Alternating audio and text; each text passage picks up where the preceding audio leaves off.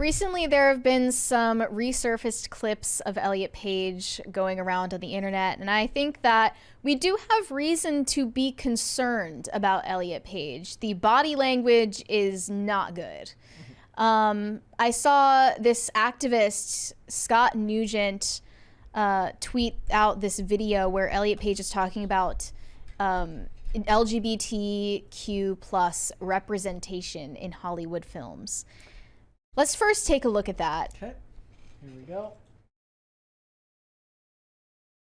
It's often called like niche, queer things niche. 30% of young people identify as LGBTQ+. So I'm like, I'm sorry, this is not niche. You tell really specific stories about like cis het people. I'm not calling that odd plot niche. Thank you.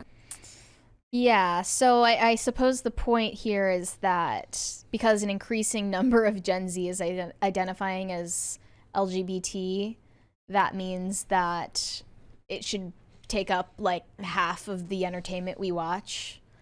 Doesn't exactly follow. I did tweet the other day, why is Gen Z the most gay and homophobic generation? But I mean, you seem to think it makes sense. Yeah, I think everyone's in a reactive binary. But also, I feel they call themselves this, the queers.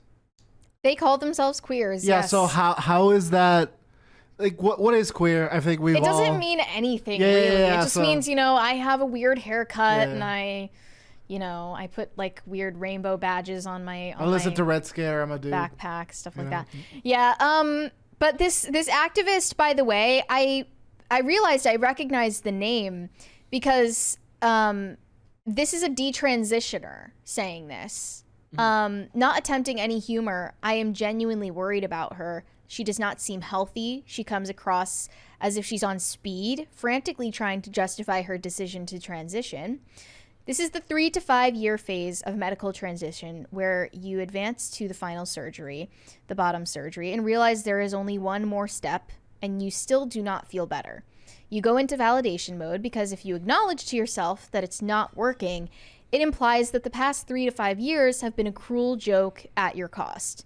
To handle this, you amplify your efforts to show that you are rectifying a mistake, correcting an error of being born in the incorrect body. This is the period where thoughts of suicide peak. Every trans suicide I know of has been at this time period of transition.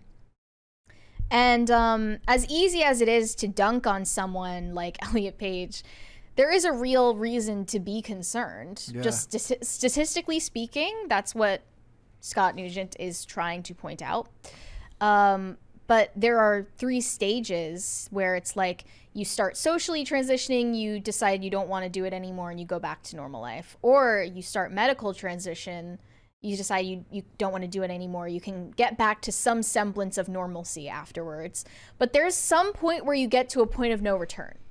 Mm-hmm. And that seems to be where Elliot Page is headed. And that's supposed to be like the promised land of like trans joy, as they call it. And it's kind of terrifying to watch just like a train wreck happen in front of you, Mm. There was also this resurfaced clip of Elliot Page getting interviewed by Oprah about trans joy. So let's listen to what trans joy is, what it most means. Joy. The most joy. It's getting out of the shower and the towels around your waist and you're looking at yourself in the mirror and you're just like, there I am. And I'm not having the moment where I'm panicked. I'm not having all these little moments that used to be just being in a t-shirt. I don't know, this is super dark. Yeah. It's being able to touch my chest and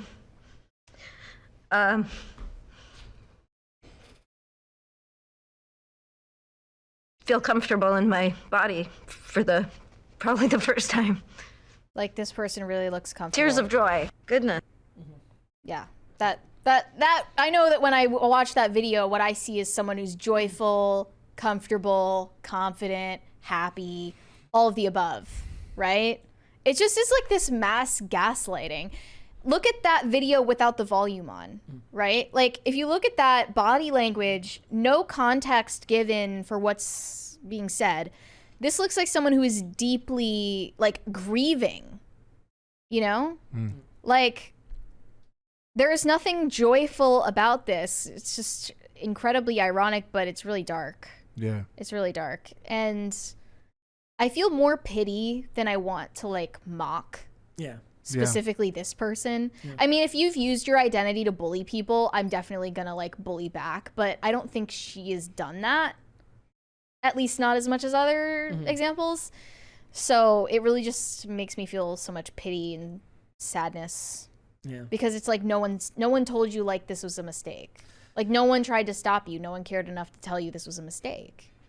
Also, then it becomes all you are, at least in the public space, right? Because Elliot Page will never be remembered from movies, be remembered as an activist, and that's... Can't exactly play a man in a movie without it being a big thing. Yeah. Right? Like, you're never going to be a leading man in a movie. And all That isn't about like trans stuff. Well, that isn't about, Yeah, like a trans issue. And all of the interviews seem to reflect that in body language, in tone. It's just, she's shaking her head like, no, no, no, no, no. The whole time where she's saying, like, I'm so happy. Like, I'm really happy. Like, has no one, like, come and said, like, hey, like, you look like you're suffering. Like, it's just... Well, it's terrifying that you can be around this echo chamber of powerful people. Like, literally Oprah is sitting across from you being like, and you're so happy, right? Tell us about how happy you are. Yeah. Well, by the time you get there, it's not, it literally is not Oprah's job in her job description to push back, because she would be fired if she did. She would if she was a good person, but that's not how corporate media works. It's her network. Right? It's her network, right? So the point is she knows what sells, and she's not going to push back on what sells. Yeah. Or at least what sells for her, or what her audience monetize the demographics trauma. Whatever the trauma was that was some kind of trigger for this to be seen as like a solution in someone's life, in anyone's life, whether they're in the public eye or not. Like, that's what needs to be addressed. Someone just super chatted about it. We'll get to that later. But yeah, it's just sad what they've done. The body language was terrifying. Yeah, it honestly is. I mean, just without the volume on, before I even heard what this clip was about, it's just like this person is literally going through some kind of PTSD flashback. Yeah. Like, you can see it's like shell shock almost. There's a $20 there from Tech. Shout out Dane's fake business t-shirt. Can we get Tim Dillon on the show? See that shirt? I mean, Can you explain the lore of your fake business shirt? Tim Dillon had a skit about fake business. This is the Enron logo. Cool. And it says fake business. It's his merch. Should we get Tim Dillon on the show? I mean, sure, right? Yeah, if possible. Yeah. Yeah.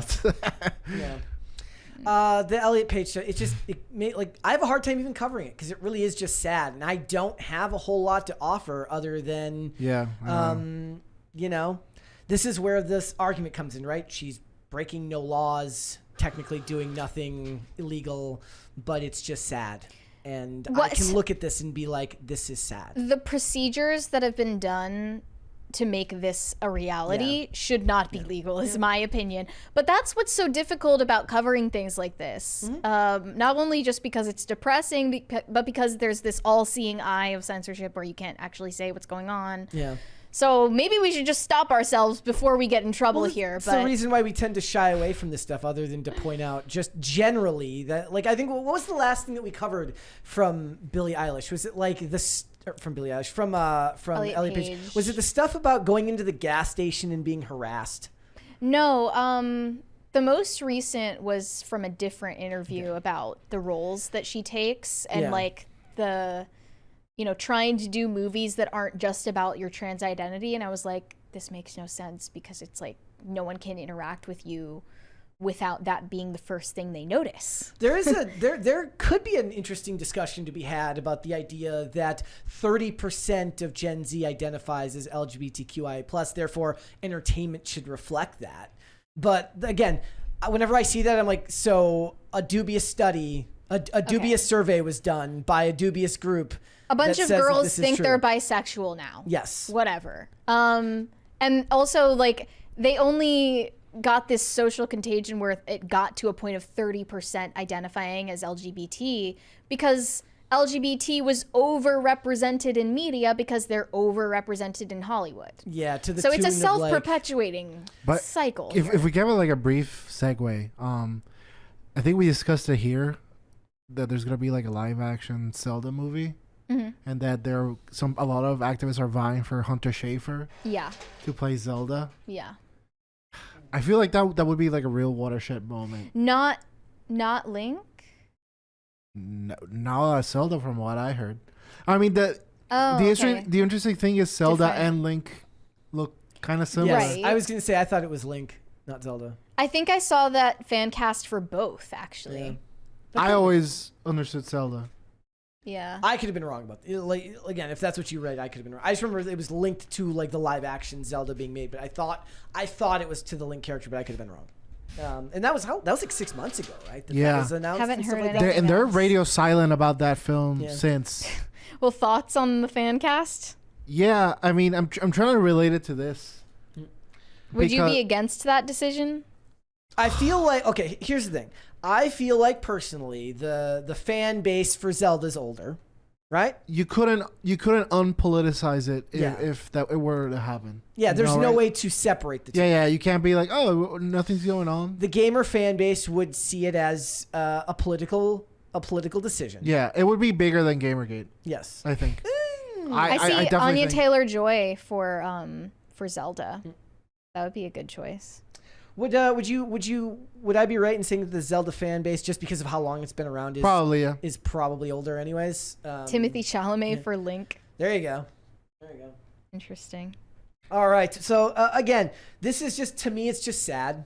And seeing this stuff, it really is when people watch these videos and you're not worried about censorship. If you're just having this discussion on Twitter, what you're going to see is a lot of people saying like, what you're seeing is the violence of Hollywood played out in someone's eyes, meaning that this looks like this is the end result of all the evils of Hollywood in kind of in one person, and that's sad.